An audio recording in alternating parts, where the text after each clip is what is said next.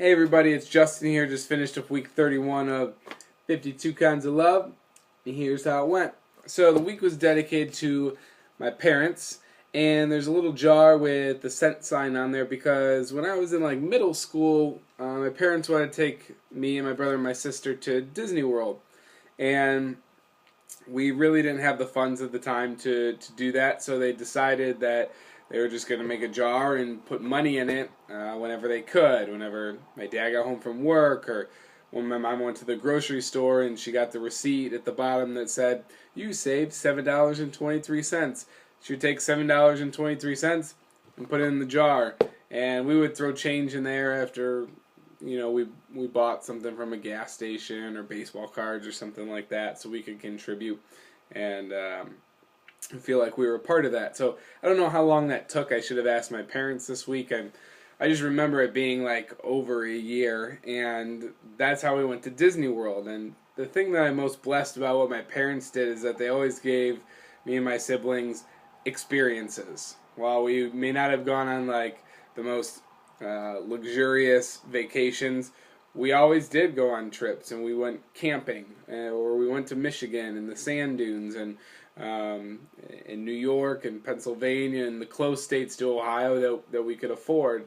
And I really just felt like I got a greater picture of the world because of that, as opposed to having things or video games, which I've never owned to this day, that we always got to go out and see the world, and I feel like that's truly a part of who I am now. So yeah, that was the little cents jar on there.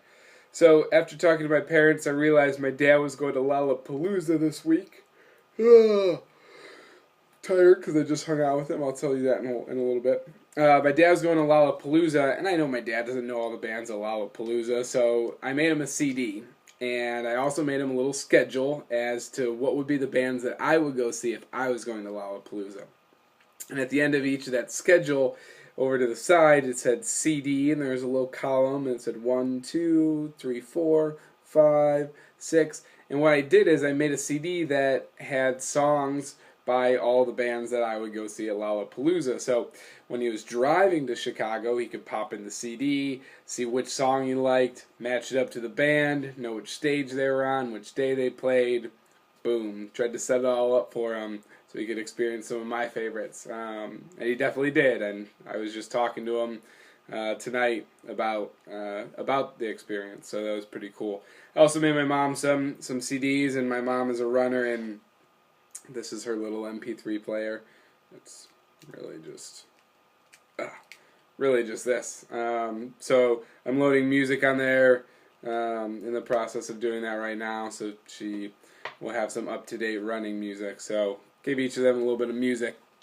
Since my dad was going to Lollapalooza, I kind of had to jam-pack his weekend, so I made sure that I went and had brunch with him in the early part of the week, and I got it ready. Tired. So we went and had brunch, we talked, and even before that, I'd gone over to my parents and I busted out some VHS tapes and watched some old videos, family videos of birthdays and summers and hanging out in the backyard, and that was pretty cool. Just me and my mom and my dad just hanging out in the living room and reminiscing on those times. And you learn a lot of things about how you were how you are as a person because of how you were as a kid. And in one of them, I'm riding a bike for the first time, and my dad's videotaping, and my mom's kind of running around the yard, and I'm there, and I'm like, I can't do it, and they're just like, yeah, you can, keep trying, not pushing me or helping me really go. It was just, you got to learn it, you got to figure out how to do it, and that's I feel like I've learned a lot of will and perseverance and determination because of that. And even when I went to take the first turn and just wiped out in the grass, oh, get up, you got it. Which you might laugh or say is odd parenting, but they just said, hey, you're gonna figure this stuff out, and I could kind of see that as a as a little routine, I was roller skating at one point and kept falling and just got right back up, and they weren't too concerned about, about me falling. I'm sure if I was bleeding everywhere, it might have been different. But anyways, so yeah, that was cool. I mean, I didn't expect to have a look into my personality based on what was happening when I was 5 years old, but pretty cool. After my dad left for Lollapalooza, next day I went and had lunch with my mom, and then we fixed the sewing machine that I broke last week. So it was kind of interesting that last week I did something with my dad and with my mom's sewing machine, and then it kind of linked back up this week, so it was pretty cool.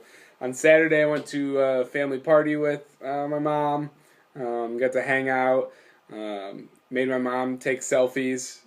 She doesn't enjoy pictures, and I like the fact that she used the word selfies.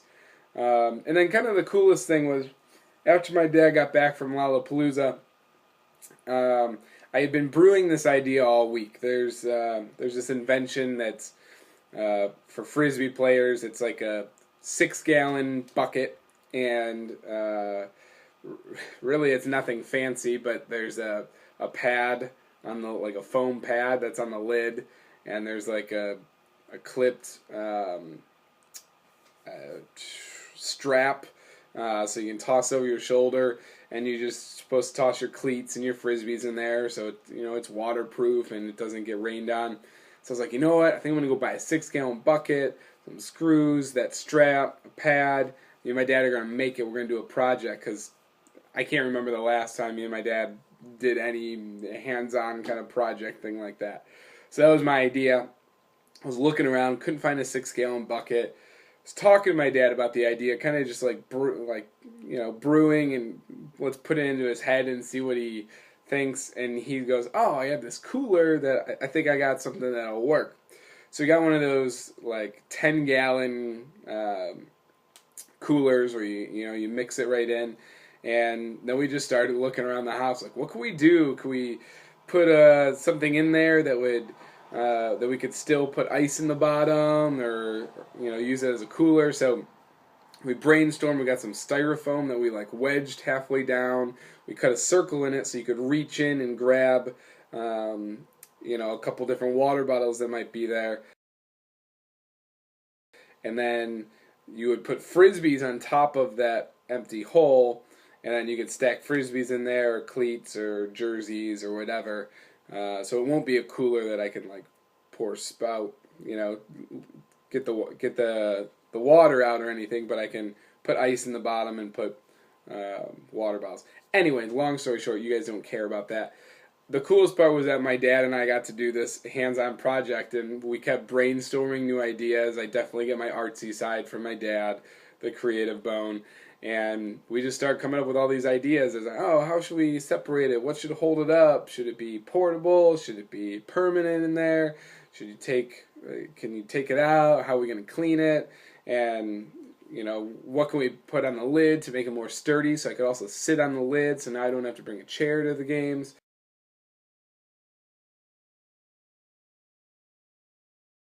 And what kind of pad are we going to put on there? And we're just brainstorming all these ideas and cutting wood and power tools, which I'm not good at all. I suck. So I'm sure my dad felt appreciated that I was asking him for his skills and his knowledge, because admittedly I don't do that all the time. That's not part of our relationship. So I want to make an effort to make sure that happened this week. And that's kind of the thing that I was most proud about, is just me and my dad looking around the house and scrapping together things. We did the whole thing for free. I didn't pay anything to make this happen, and it was a wonderful experience. I was really, really grateful for it. So yeah, that's how the week went. Sorry this video is long. I really wanted to tell all those stories though, and I'm super tired because we just got done doing that. And it was taking all night, and we're looking all around the house and brainstorming more ideas. So, yeah, that's it. And next week, real quick.